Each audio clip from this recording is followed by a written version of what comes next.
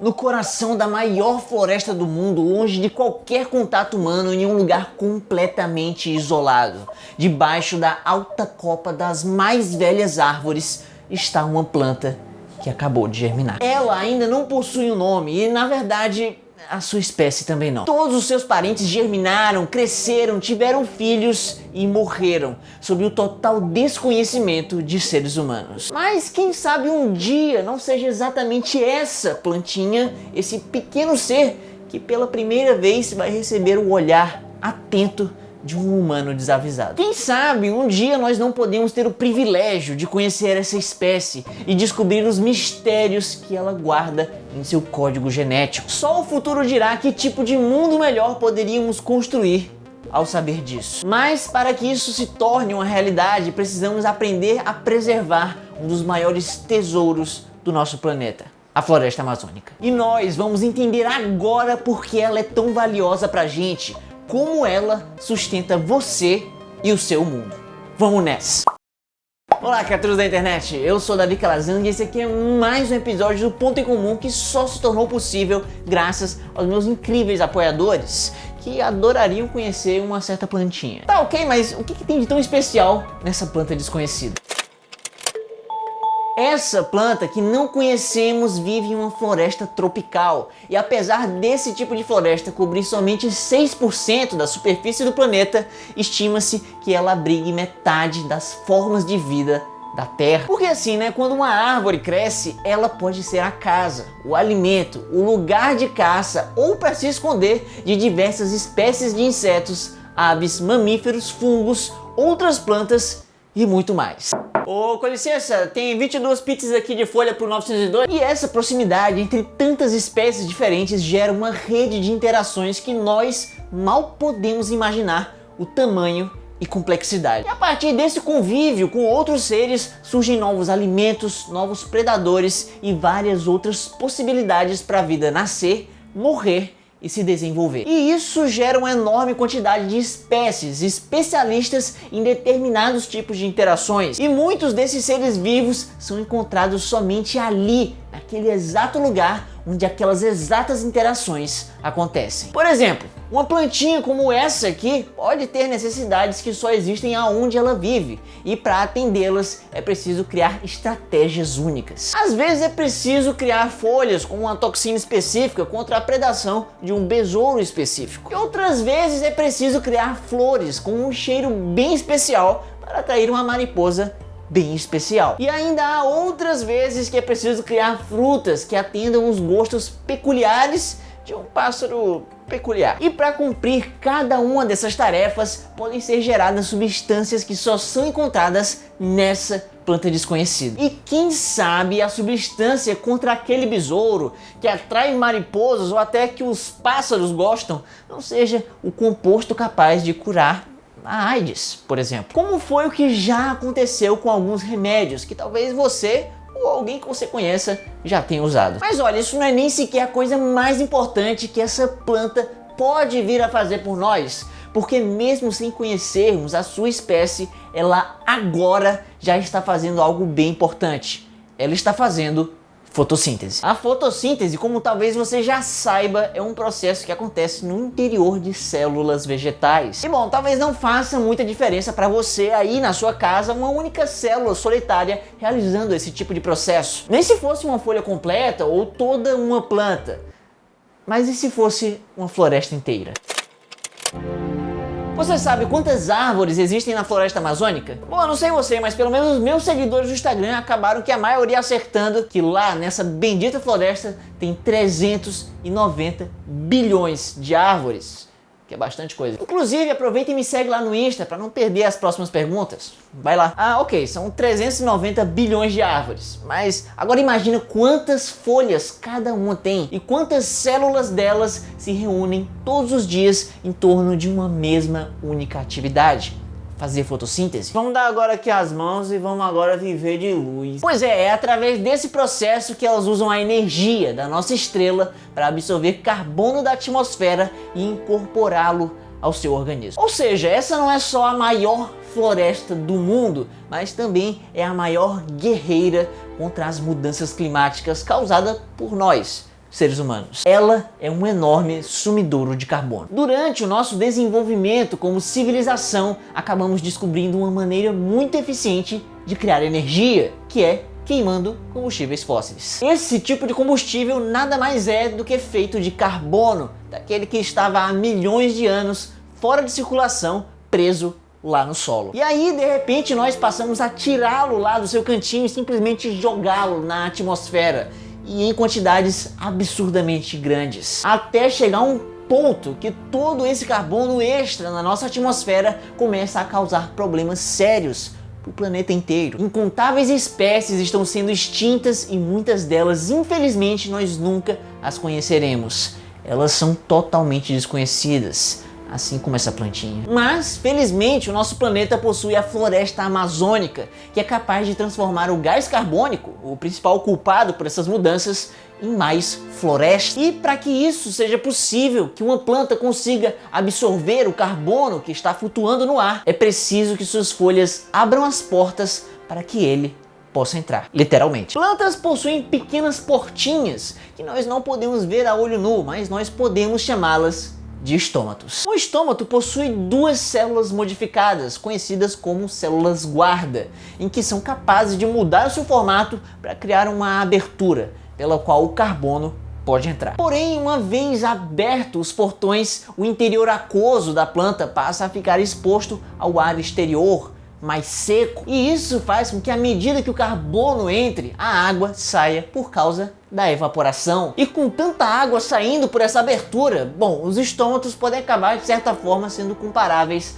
a geysers, só que microscópicos. Agora imagina quantos desses geysers existem em uma folha, ou em uma planta, ou em uma floresta. A maior floresta do mundo é também o maior geyser do planeta. Ele possui uma magnitude tão gigantesca que faz com que o clima se altere. É por causa disso que lá, acima da copa das árvores, é um lugar muito mais úmido. Mas isso por si só não quer dizer que automaticamente vai ter mais chuvas, porque além de água no ar, são necessárias partículas, que são basicamente impurezas flutuando lá junto com a água. Dessa maneira, pequenas gotículas d'água podem ter no que grudar para se unir em gotas maiores, grandes o suficiente para que elas caiam em forma de chuva. E em uma floresta tropical, a composição dessas partículas é quase que inteiramente feita de compostos orgânicos, produzido pelas plantas. Esses compostos orgânicos são normalmente liberados no ar junto com a própria água, quando os estômatos estão abertos. E é por isso que florestas tropicais são o lugar que mais chove no mundo, até mais do que em oceanos. Porque apesar deles terem muita água para evaporar, lá não existem árvores para criar essas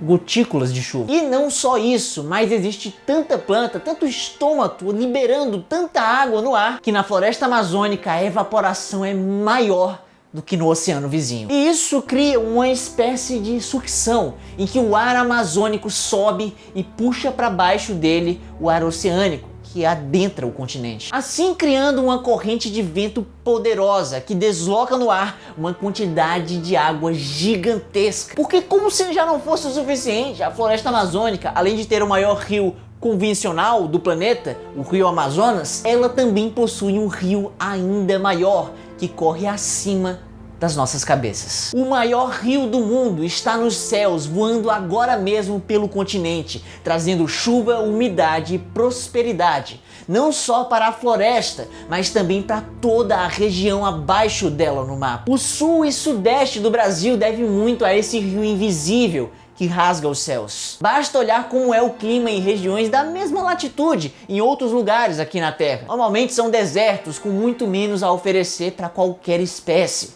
incluindo a nossa. E é assim que provavelmente seria aqui no nosso país, se nós não tivéssemos a força da vida amazônica. E além disso, esse padrão de ventos impede a formação de furacões, tanto no oceano ao lado da floresta amazônica, quanto no que está ao lado da área verde, abaixo dela. Pois é, mas infelizmente eu tenho uma péssima notícia. Talvez nós podemos perder tudo isso. E nós já sabemos quem é o culpado. Como eu eu disse, nós queimamos muito combustível fóssil, assim liberando muito carbono na atmosfera. E com ele vão juntas muitas partículas. Isso aumenta a quantidade de impurezas no ar. E como eu também já disse, elas são necessárias para atrair gotículas d'água no ar para criar a chuva. Porém, com a poluição atmosférica, estamos passando a ter partículas demais suspensas no ar. E isso causa o efeito oposto. Mais impurezas no ar não quer dizer que sempre vai ter mais chuvas. Existe uma certa quantidade, um certo limiar, que se ultrapassado, o contrário acontece. As chuvas, na verdade, diminuem. Pois com mais impurezas, as gotículas não vão acabar se concentrando em gotas maiores. Elas vão ficar mais separadas, cada uma grudada à sua própria impureza. Ou seja, chove menos. Ih, rapaz, será que vai chover hoje, hein? Só se for canivete.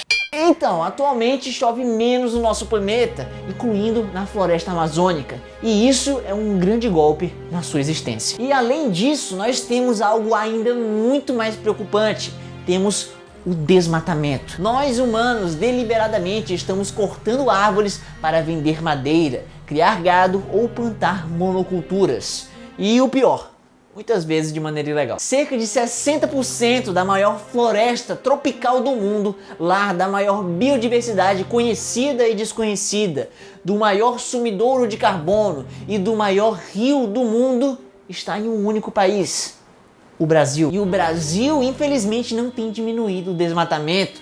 Pelo contrário, ele atualmente tem aumentado cada vez mais. E o que é mais impressionante é que agora mais pessoas comuns e autoridades parecem questionar a veracidade dos estudos que apontam isso. E isso acontece mesmo sabendo que sem a floresta amazônica nós teríamos uma perda absurda para a biodiversidade do planeta, e com ela iria embora também potenciais remédios que seriam descobertos. Teríamos climas mais secos que iriam dificultar imensamente a agropecuária, o que significaria menos comida para você e um grande abalo na economia justamente do Brasil, o terceiro maior exportador agrícola do mundo. Teríamos também menos vida abaixo do mapa da Amazônia. Também teríamos furacões e com eles desastres humanos. Vivemos em uma época incomum em que estamos muito perto de chegar no ponto de não sermos mais capazes de salvar a Amazônia.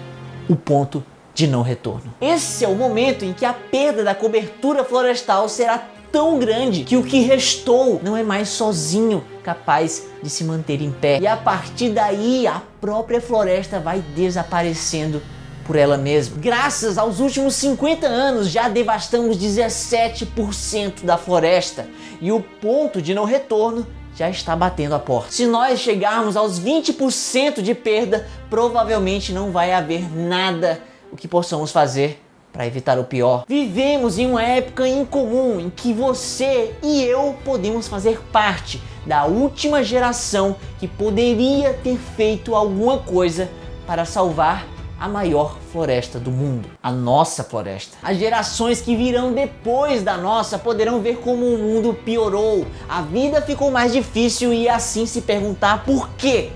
Por que nós não fizemos nada? Mas é claro que esse é apenas um cenário possível e cabe a nós, principalmente brasileiros, do aqui e agora, fazer a maior escolha de nossas vidas e poder olhar para os olhos dos nossos filhos e netos e dizer a eles que ainda há esperança. Eu sei que muita coisa está muito além do que você pode fazer ou até do que nós como nação podemos fazer juntos. Mas o Brasil já passou por uma época em que fatores econômicos e sociais eram favoráveis para uma diminuição do desmatamento. E por causa disso nós sabemos que é possível vencer essa batalha. Ela ainda não está perdida. E é nesse momento que precisamos começar pelo básico, que é confiar nas nossas instituições baseadas em ciência. Elas serão com certeza as melhores para nos dizer o que está acontecendo na Amazônia, para que nós possamos pensar em melhores maneiras de salvar essa floresta, o que certamente vai demandar muita energia, tempo e café. Clique bem aqui para saber se café faz mal à saúde, porque eu sei que tem muita gente que me segue que adora uma cafeína para ajudar o trabalho. Vai ver esse vídeo aí, ó, que ficou E este vídeo é um patrocínio da loja Doppel Store, que não tem só essa bela camiseta do Darwin, mas tem várias outras com a temática científica. Inclusive, se você comprar 3 camisetas, a 4ª sai de graça. Então, se você gosta de ciência e quer ajudar o Ponto em Comum, aproveite essa promoção com o meu link aqui na descrição. Mas se você quiser saber mais sobre a floresta amazônica, basta você escutar o nosso podcast exclusivo para apoiadores do canal, como o André, que tá aí junto com a sua linda família curtindo uma bela praia em Natal e sem furacões. E André, muito obrigado por acreditar no Ponto em Comum e na nossa mensagem. Valeu de verdade. E se assim como ele, você quer também aparecer aqui no fim do vídeo, ter acesso ao nosso grupo e podcast exclusivos, basta você clicar bem aqui e se tornar também um apoiador do maior canal de divulgação científica do Nordeste. E é isso aí, minha gente. Até a próxima segunda. Tchau!